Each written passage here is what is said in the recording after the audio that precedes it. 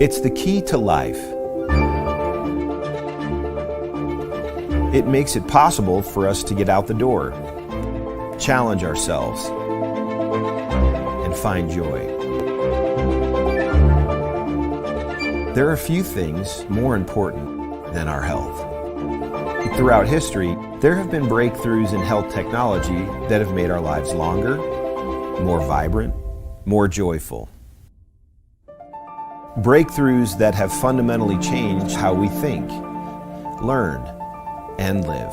This is where the future lies, and this is why redox chemistry and supplements that employ this are so powerful.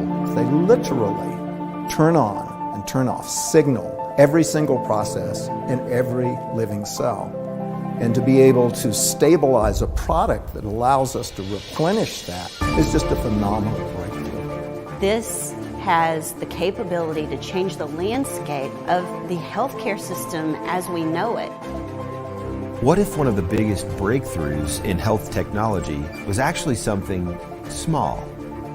A breakthrough technology that works at the cellular level, where health begins. This truly is a transformational technology.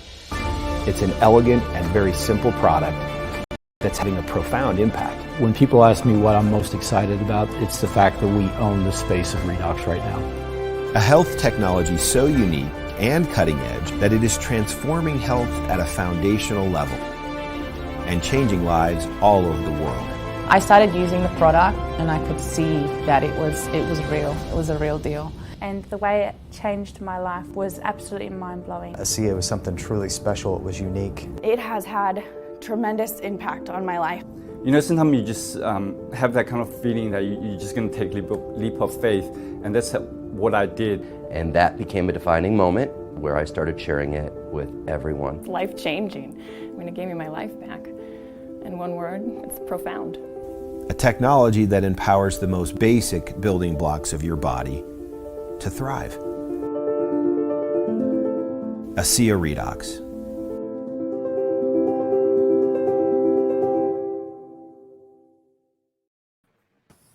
Hello, everyone, and welcome to another edition of Cosmic Insight. I am super excited for this one. I can't wait. And if you don't know us by now, I am Hillis, Pugh, along with Rebecka, Gregory here. Thank you for joining us today for another episode of Cosmic Insight. And today, Hillis, share with us who's joining us today to tell his miraculous story of his healing and what he's doing now in the world to help assist everyone heal and shift and change. I am super duper excited to introduce our guest for today. And as an example of possibility, Mikael Luman encourages others to awaken the body's natural healing abilities through focused intention. After experiencing his own personal miraculous healing in 2015, Mikael began sharing with the world how to tap into the individual source of energy that is available to us all. His foundational principle is that when we apply limitless belief to life, we open ourselves up to endless possibilities. He believes that if we choose to operate in the present moment, we can experience true emotional and physical healing. Mikael sees miracles happen in the lives of those he helps.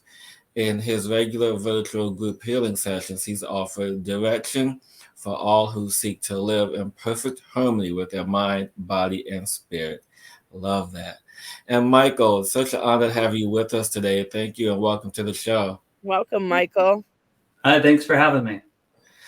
So, Mikael, you talk about this amazing, miraculous healing journey, this personal journey that happened in 2015. And this is what I feel is part of your purpose, is to share this with other people.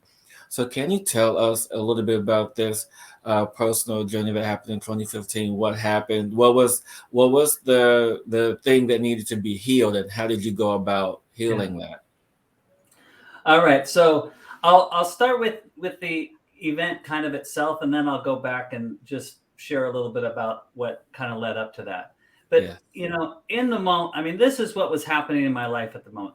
I had an 8.5 millimeter protrusion in L4, L5 in my back. I had been in pain for 2.5 years. I had just had surgery, only to re-herniate the same disc. And then I found out that not only did I still have a herniated disc, or did I re-herniate the disc in my back, but I also had torn labrums and bilateral impingements in both hips.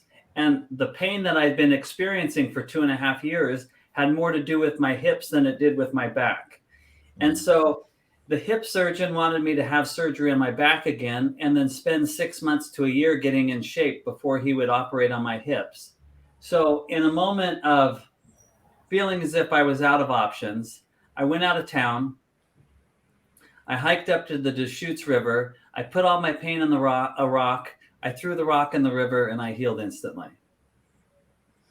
Like literally, one moment I had all these things, the next moment I didn't. One moment I couldn't walk upright, the next moment I was walking normal. But what really shifted in that moment was the moment before I looked back, I saw everything in my life I wanted to change. Right? Like, I wish I hadn't been addicted to drugs for 10 years. I wish I hadn't spent 2 years in prison. I wish I wasn't going through a divorce. Like all that stuff. I wish I would have played college athletics. Like all those things that I wanted to change, the next moment I didn't want to change anything. So in that moment, not only did I have a physical healing experience, but I also had a change of heart. And the change of heart is what allowed me to move forward in a healed way. You know, that's amazing. I just want to back up for a minute because just for everyone who's watching this, because everything that you didn't want, everything that no longer served you in your highest good and your highest purpose, you put all that energy, all those emotions, all that thought, all those feelings into this rock. And you said, I'm done with it, and threw the rock in the lake, in the river. But the moment I thought that I was putting everything into the rock was the moment I realized the rock didn't take the pain. Because the pain's all been accounted for anyway. Yeah. Like everybody is already perfected. We're just choosing not to live perfectly mostly because of everything that has happened. Because when I looked back the moment before, my life didn't make sense that it could be perfect because look at all the stuff that I've done, or all the things I've done wrong, or all the things I missed out on, or all that stuff.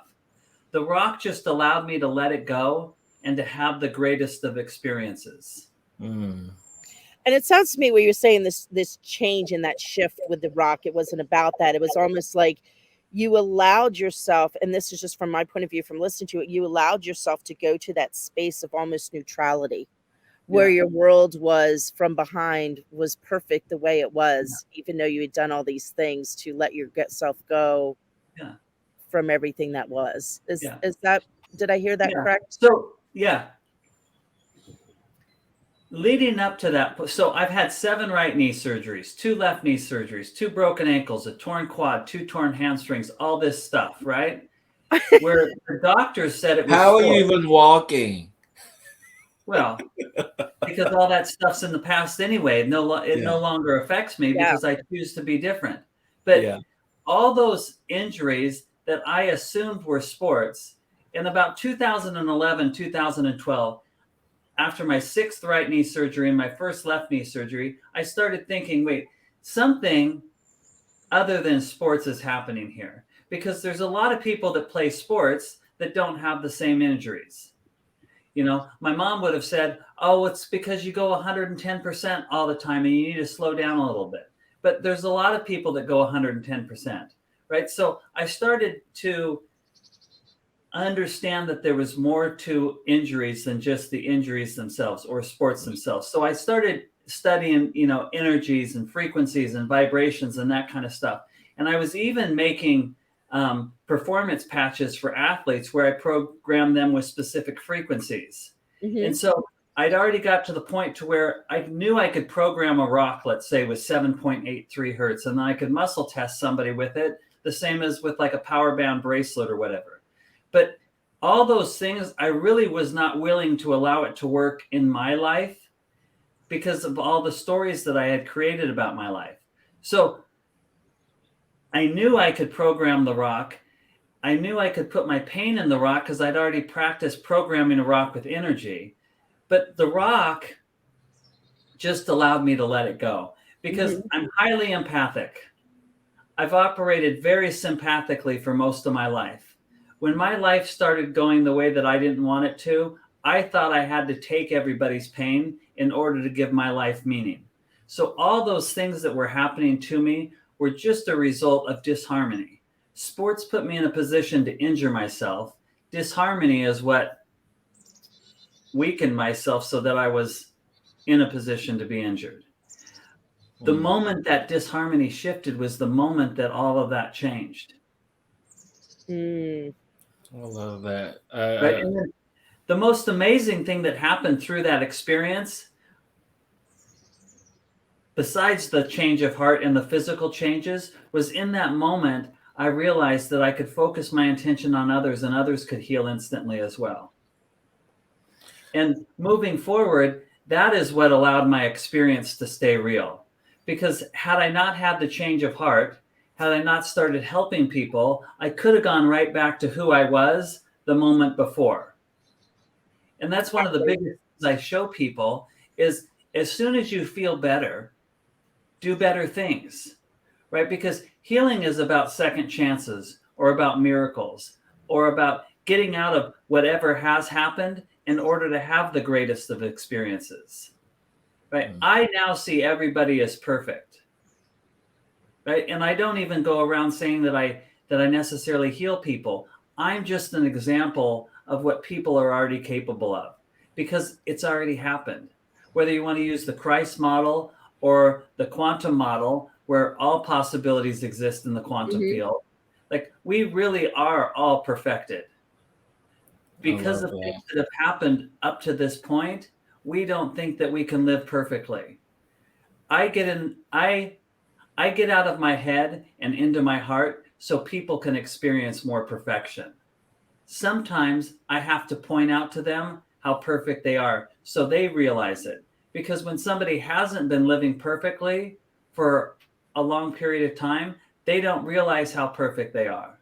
Exactly. Yeah. Right? But right after my healing experience, the world changed. Like one moment it looked one way and the next moment it looked totally different. So the day before I tried to paddleboard across on the Columbia River with my kids, I couldn't even stand up on a paddleboard. After my experience, I drove back to Portland. I paddleboarded across the Columbia River and back. And the Columbia is huge. It's like a half mile each way. Right? So I knew something had changed. So you talk about, in how this was instantaneous for you because you understood in that moment of what happened, what occurred, and everything that led up to the moment for you to really understand that I have the ability to come back into harmony with myself, to come back into the well-being that is truly me, to come back into the space of perfection. Yeah. And so after you made this choice to heal instantaneously, what started showing up for you to recognize that this happened, that this was instant for you? Yeah. Well, in the moment, I don't know what I realized. In the moment, I don't even know if I made a choice. I just was in a place where I felt as if I was out of options.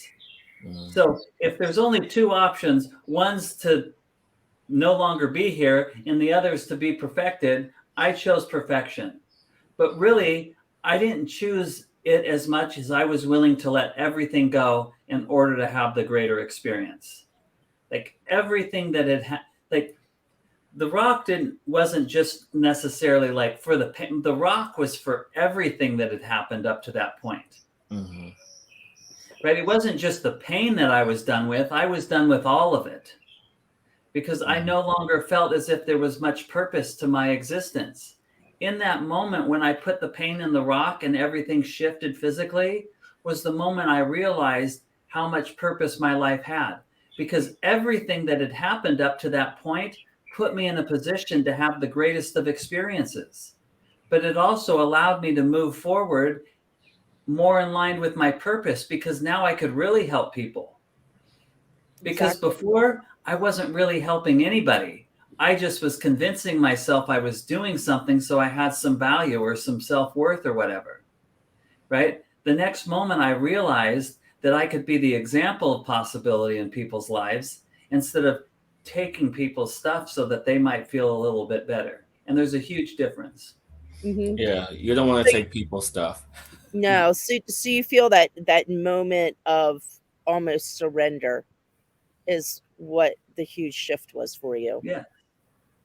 Yeah. I mean, anytime we get out of our heads and into our hearts, we have a greater experience. Exactly. And the heart's not a thinking place. It's just a knowing place. Like I believe we've transitioned from a believing is enough to now we need to know things are enough. When we know something, it's no longer a thing, right? I knew my back was healed because the next moment I didn't question it. I just went and paddleboarded across the Columbia River as if I'd already paddleboarded across it a number of times. Wow. Like there was no thinking. There was no thinking about doing it. I just did it. It's no different than if somebody says to me, I can't, or here, I'll give you another example. I had a woman that couldn't eat food. It had been 55 years that she was limited on what she could eat. Right? So almost 60 years old and was down to 3 foods that she could eat. I focused on her. I told her to go make something she hadn't been able to eat in the past. She made a peanut butter and jelly sandwich. She took a bite, realized her stomach was better, but her stomach had been better for 5 minutes. The bite is what allowed her to know that it was better. As soon as she knew that it was better, she just kept eating food as if it had never been bad. But that's what has to take place in order for these shifts to be permanent. You have to let go of everything that you thought that you knew before that point. So if somebody says to me, I can't walk up and down the stairs, that's the truth. One step might not be enough to unlock that old story, right? Because 1 step and 0 steps in people's mind are the same thing. Like, who cares if I can walk 1 step? But when I can get them to walk 10 steps and then they get back down to the bottom, they then get to choose if they want to continue walking up and down the stairs. And it really is that simple. Once they make the choice to continue to do it, all the other choices that they didn't think they could do it go away. It's beautiful. So it's almost like stepping, from what I'm hearing, kind of stepping out the self-doubt about how we function, what we do, and stepping into the truth of who we are, that we are perfect.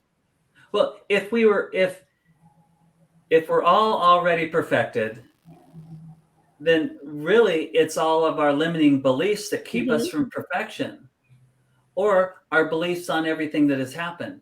But time isn't a constant. No.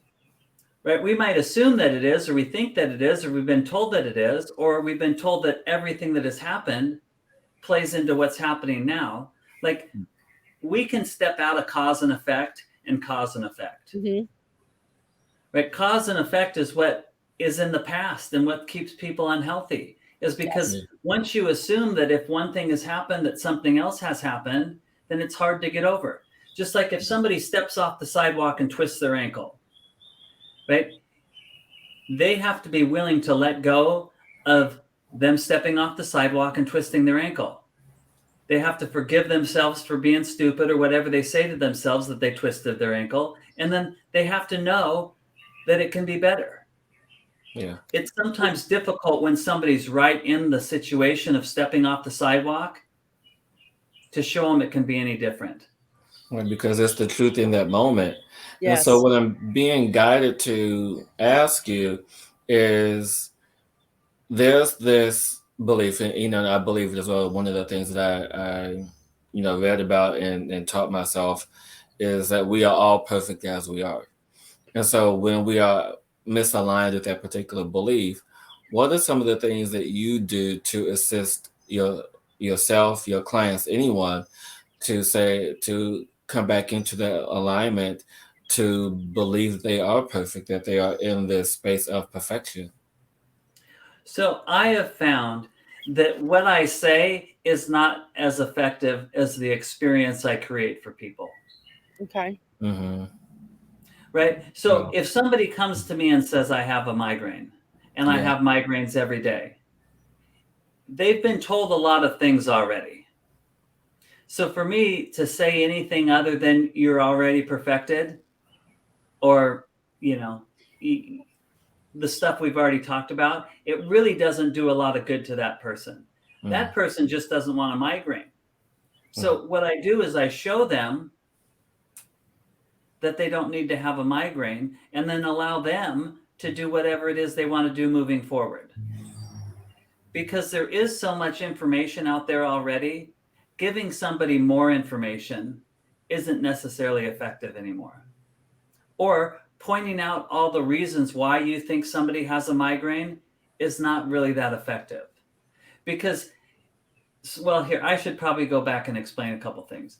Right after my healing experience, I sought validation for an experience that I'd already had. Right? That was kind of an old behavior of seeking validation, right? Because I had this amazing experience, but I went looking for people that had instant healing experiences, and I didn't find many. So I spent a year and a half or 2 years in, let's say, the energy world, right? Thinking that you had to change the past energy in order for the present energy to do something different, right? So the first person that I helped couldn't lift her arms above right here. And I did all this stuff. I went back in time and cleared stuff up when she was 3, and then stuff when she was 5, and then stuff when she was 9, and then when she was 15, and then all of a sudden her arms started working. I realized rather quickly that it really wasn't what I was doing. I was just creating enough amplitude in my experience so that she let go of everything that was preventing her arms from working.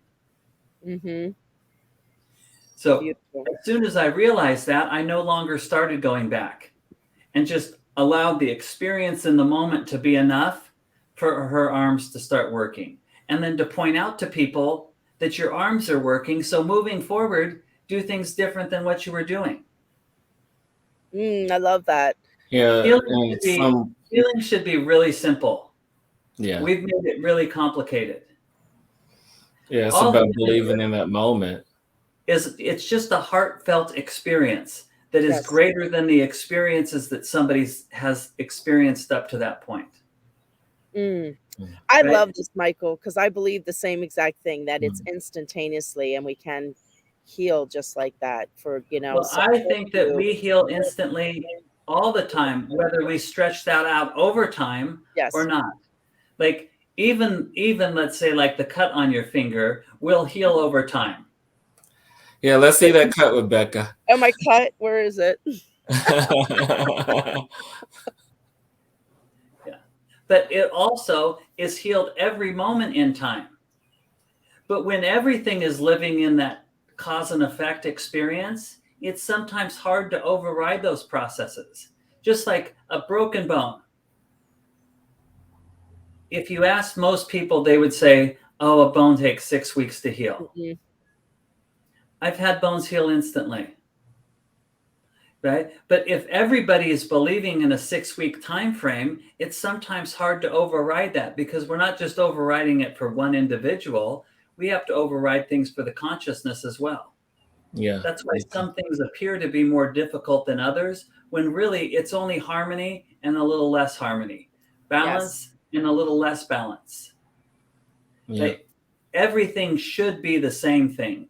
We've just put stipulations on different things, right? Like I have a friend of mine that's paralyzed. I can focus on her and I can get it to where she can kick her legs. I can get it to where her pain goes away. I haven't been able to get it to the point to where she can just stand up and walk. Because there's a lot to overcome, not just her own experience, but all the experiences. And her experience was pretty traumatic, because she was walking on the side of the road and got hit by a drunk driver, right? So the experience, the trauma of the experience is so great that it's hard to create the amplitude in the moment for her just to stand up and walk. But it's not a thinking thing. It has to be so real that it's just a doing thing. Yeah. She just stands up and walks. Right? So eventually, I hope to get there, whether it's just me individually or a group of people, because I think a group can create more amplitude than an individual as long as they're on the same wavelength. Exactly.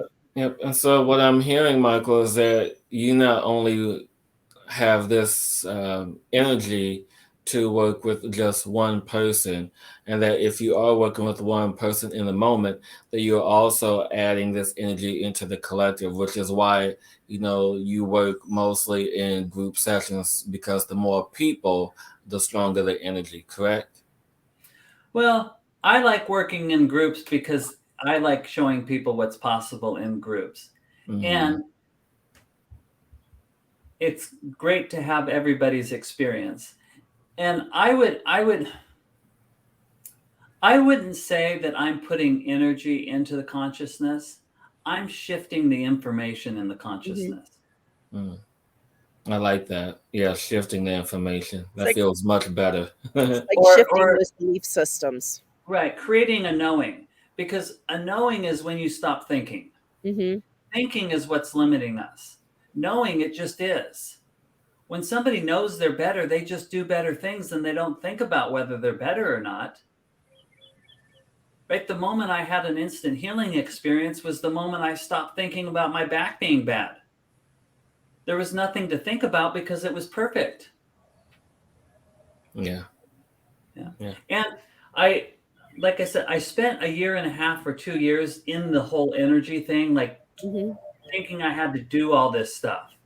Right? Like that's when I was telling you, like that's when I was charging my cell phone in my hand and bending spoons and doing all this crazy stuff.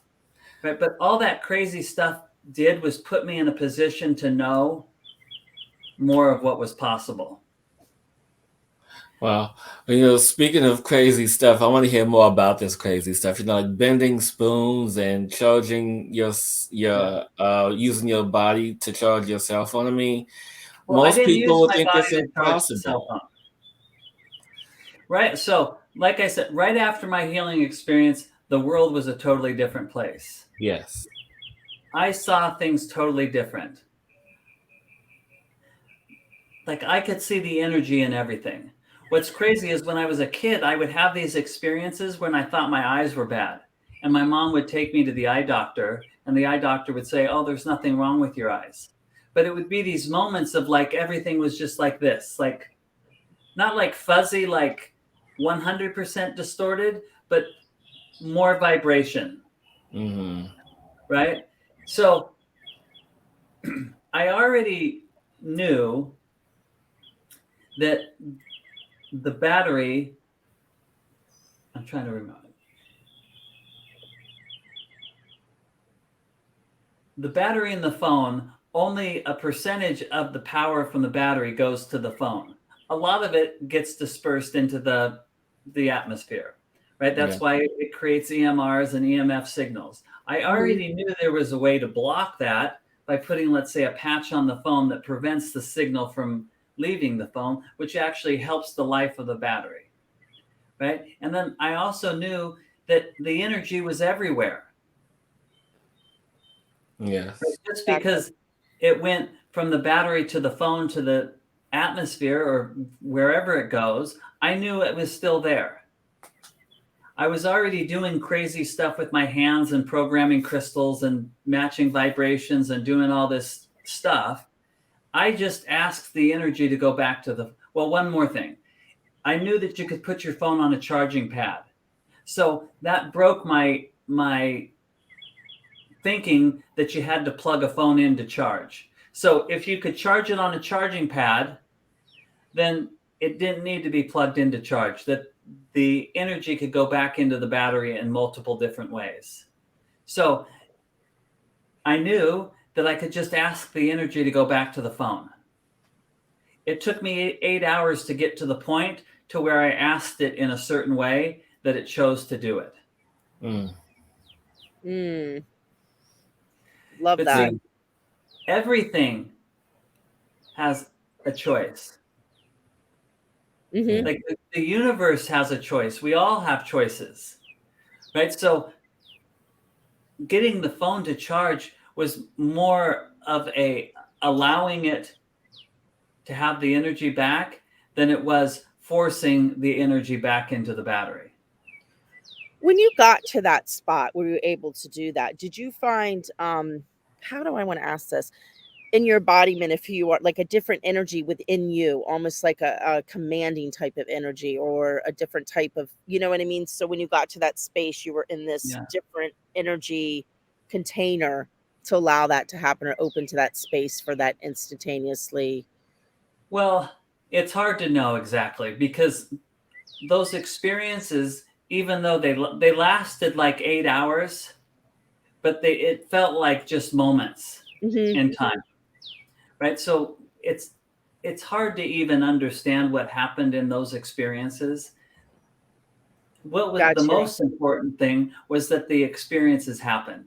So knowing that something is possible that the moment before you didn't think was possible creates more possibilities. And so was that the same thing or the same mindset that you had when you decided that you wanted to bend the spoons with your energy? Yeah. And I don't, like I said, I don't think that you're bending the spoon. I just think you're coming to the spoon with enough unconditional love, and you're allowing it to be something other than it is. But the spoon can be anything it chooses to be. The spoon is just as bent as it is firm. Yeah. It's not as,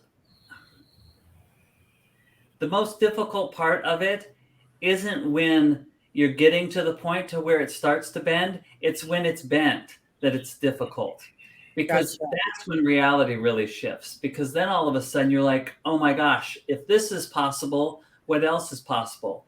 And it's more of a representation of how we are in general than just the spoon, right? We do the same thing. As soon as we start to feel perfection, we put the brakes on, because we don't think that we're capable of perfection, or we don't think that we're worthy of perfection, when it's right there every moment.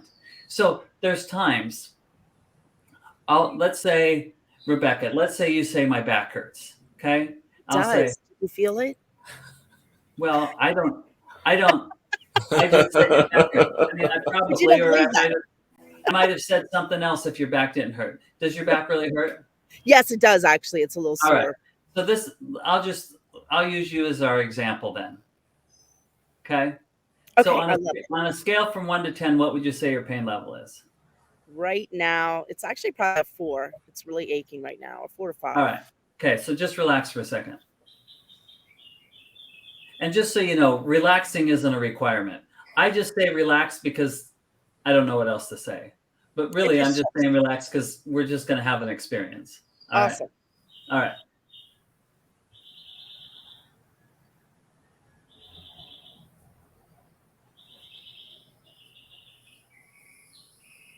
All right. What do you notice now? It's decreasing, and I feel like a wave coming up through my back like this. Okay. So now on a scale from 1 to 10, what would you say? It's going down to about a 2. All right. So relax again.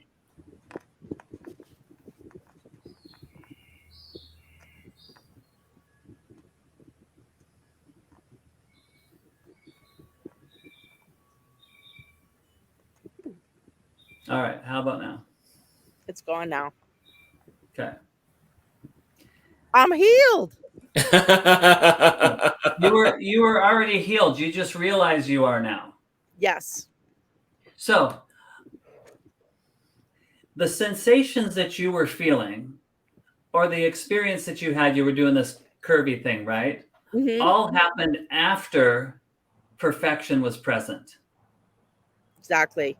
I can relate to your story with saying the back pain and stuff, because I've had surgery on my L4, my L5, and the hips. Yeah. And your story, I mean, some things that happened to you, I've experienced as well with the knees and everything. So I was just very interesting. So, Michael, So when I was focusing on you, I really wasn't focusing on you. In that moment, I was just getting out of my head and into my heart so that you could have the greatest of experiences. But I held that space until you knew that your back was better, even though your back was better that entire time. Exactly. Thank you for that. Yeah, you're welcome. I love that. Thank you for that, Michael. And so just want to move into this other space, because we understand how we can connect to the perfection of the physical space. But those who have endured, emotional trauma, in the feeling space, how does that, the work that you do, how does that translate into the new level of perfectionism? Well, it's all kind of the same thing. Mm-hmm. If you say I'm feeling sad, there's a bunch of different reasons why you're feeling sad. I just get out of my head and into my heart and show the person that they're not sad anymore, and then allow them to choose to be not sad moving forward. It's all the same. Even with her, let's say with the back, who knows if it was emotional, physical, spiritual, mental, all that stuff. If you just come into the situation with enough unconditional love, all the emotions switch. All the physical stuff switches. It is a permanent healing, right? But we no longer have to go back and look for all the reasons, because the reasons are what are preventing us from having the greatest of experiences. Not what unlocks it for us or allows us to have the greatest of experiences. But let's say if fear is on this side and unconditional love is on this side, unconditional love changes this to nothing. Like, this becomes unconditional love. Right? So if you come into a situation with enough unconditional love, everything shifts. Yeah. And so, which is interesting, because what I am being guided to ask you in this space is that, you talked about whatever the reason may be, whatever the reason why someone is sad, or whatever belief that the person has that's holding them in this place of sadness. What if the belief is also moving into the space of, well, this is my life lesson. I'm supposed to learn this. And if I don't learn this, and if I don't feel like this, then I'm not going to learn what I need to learn. So I have to feel this way. And so it just goes down this pathway of, personal I belief. come across that all the time. And I tell the person that the lesson was learned the moment the experience happened. Yeah. Right? You don't have to relive it over and over again until you learn the lesson. The lesson's already learned. You just don't realize the lesson because you're holding on to the experience. Yep. And they have to let go of their experience. That locks you in a loop. Right.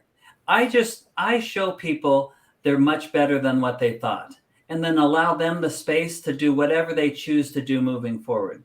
So just like the woman in the sandwich, right? We didn't heal her gut with probiotics or prebiotics or a gut restore or any of that.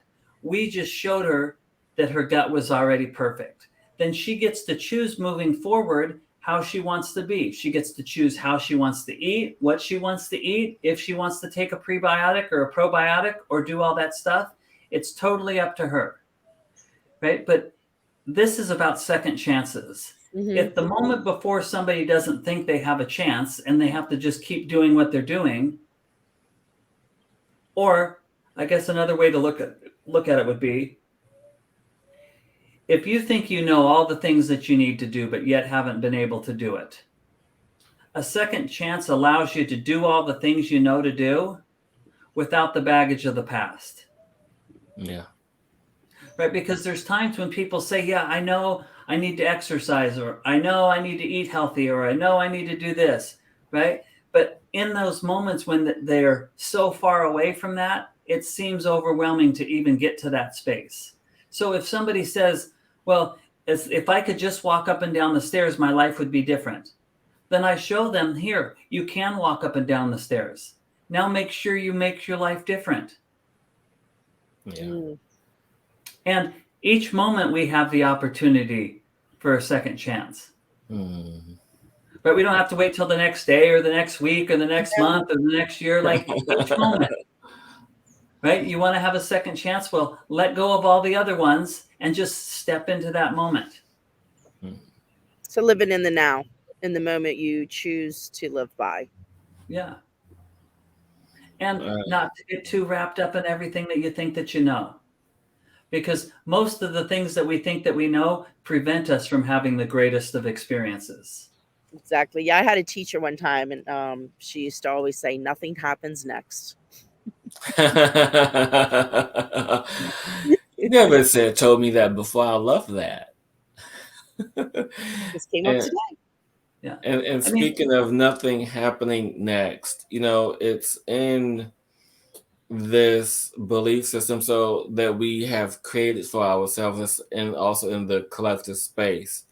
And so what are some of the things that you can, gift to our audience in this moment to say, hey, you can do this for yourself now, to help them to be present, to help them to understand their limitless capabilities? Yeah. Well, for me, how I stay in that space is by getting out of my space and helping other people. It's so much easier for me to help or for me to heal myself helping others than it is for me to sit around and try and heal myself. Because I know all my stories, right? But now I know that all my experiences have put me in a position to help people, so I can utilize all that as an experience for others. So all the pain I've suffered, all the misery, all the heartache, all the stuff is actually all the things that I use to allow somebody to have a greater experience. I love right? that. Like in the beginning, there was a woman that had a sty in her eye. I wanted it out of her eye so bad that I put it in my eye. And it took me 8 hours to get it out of my eye. So again, I had some experiences right in the beginning where I realized that's not the way I want to do this. Right? And then I also realized that the sty doesn't need to be in anybody's eye because it's already accounted for. So me wanting someone to get better is different than me allowing them the space to heal themselves. Or allowing my example to be enough. And so what's coming to my awareness is, as we step into this new space of limitless capabilities to own our inherent abilities, our inheritance of who we truly are, is that we are now stepping into creating newness for ourselves, new experiences. And with these new experiences, we are shifting the collective consciousness into these new experiences. When you say that's also about in alignment with what's happening when you work with individuals or in groups? I might not even say new experiences. I might just say greater experiences, because everything is based off of something. Like nothing happens that's new. It might just be we haven't experienced it yet because we haven't been willing to let go of everything in order to have the greatest of experiences. But that's why healing can be super simple and super quick, because everybody's already perfected. Like we're not having to heal people in the moment. We're just showing them that they're already perfect. That's a lot easier than healing people. Yeah. Healing people takes time and a ton of energy. You might be able to get away doing one at a time or two at a time, but you can't heal 10,000 people at a time. Right? If you're healing, we need a whole group of people for that one. Yeah. Or if you're analyzing people and reading people, if you want to help a larger group of people, you don't have the time and space to analyze and read them and try and point out all the things that are wrong. So why not just hold the space of knowing that everybody is perfect and allowing them to step into that perfection? Mm-hmm. I love that. I so And I love would that. say it's probably not even as much of an energy exchange as it's just a consciousness. It's just a place. It's a way of being. Right? Exactly. When we get out of our head and into our heart, miracles happen. Yeah. It's just being in our truth of who we truly are. Yeah. Yeah. I And functioning in love that space. Yeah, and I think as people who do this professionally, I think there's this desire of wanting everyone to be in that space because we first have to journey through our own personal experiences to understand what it is that we do for ourselves, and then how can we apply it to other people. And so I feel that part of your journey, Michael, is that you literally learned the simple path because you learned all the hard stuff. And so now it's like, okay, let's make it easy, more efficient for people to be free of the baggage, be free of whatever's in their way, be free of whatever old stories and experiences they're holding on to because they feel that defines them in some sort of way.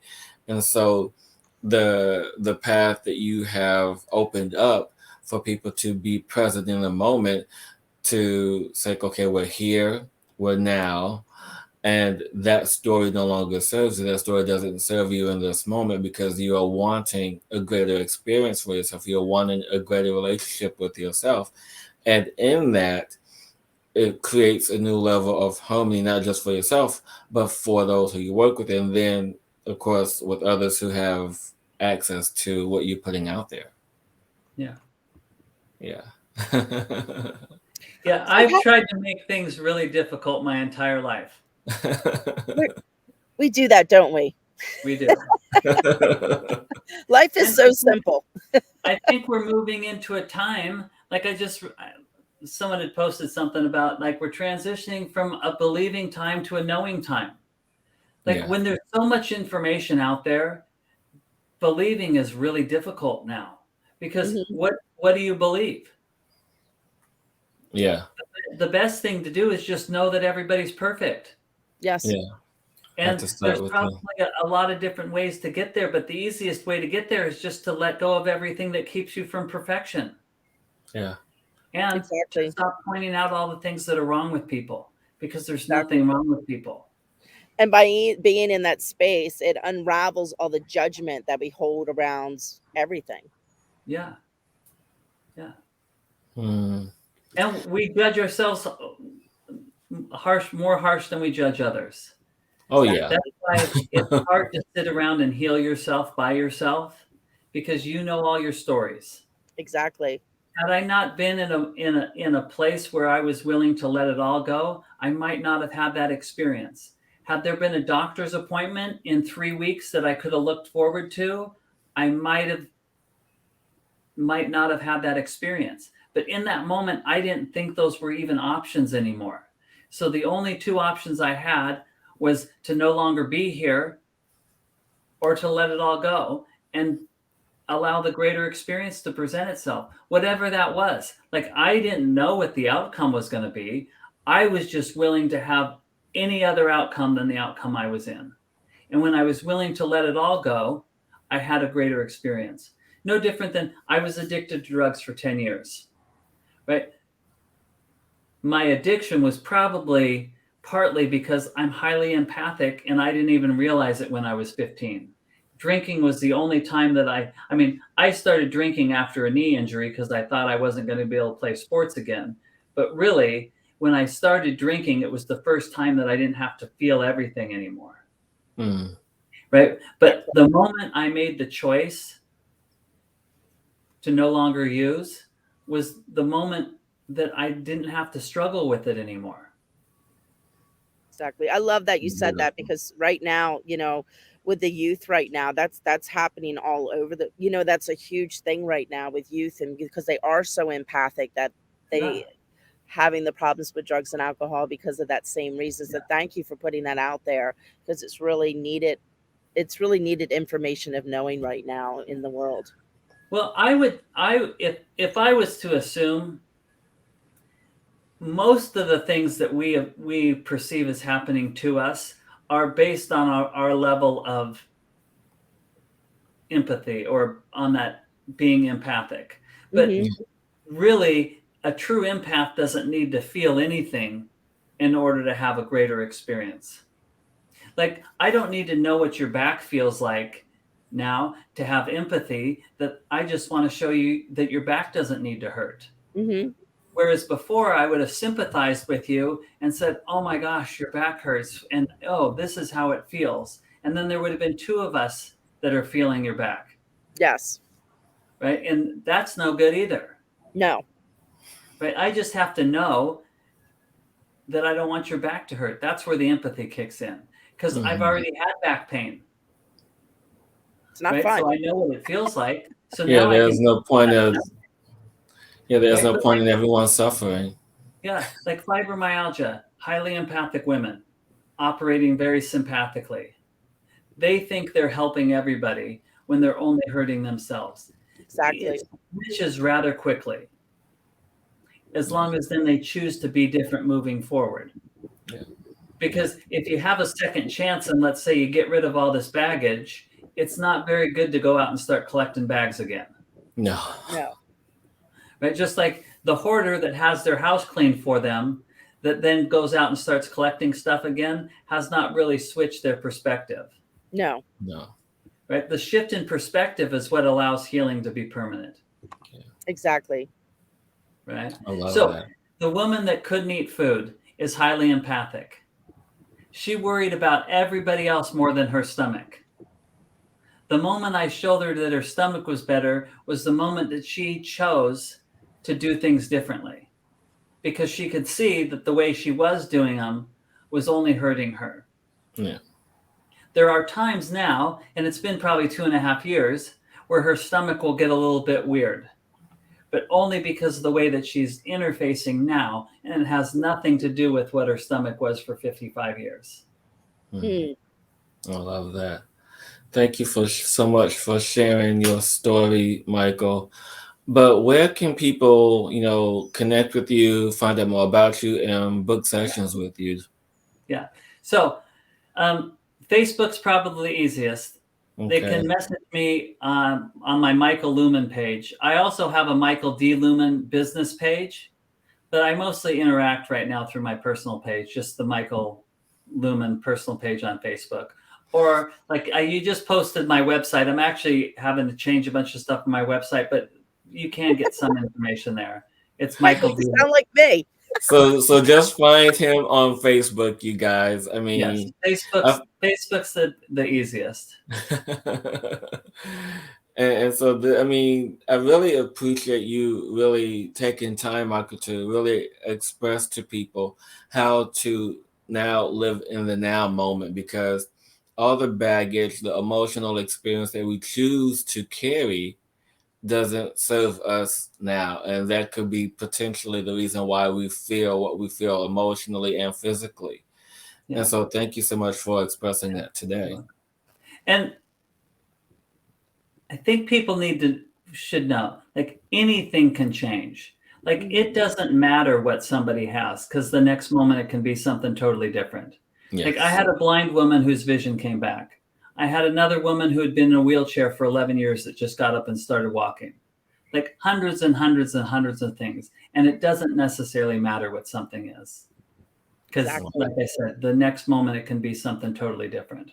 Exactly. Awesome. And thank you for sharing that and sharing your story and being in that energy of that, because it's so important right now for people to open up, to receive, to receive that energy and to live from the heart right now. That's the most important thing for everyone to do, is to live from that space and unconditional love.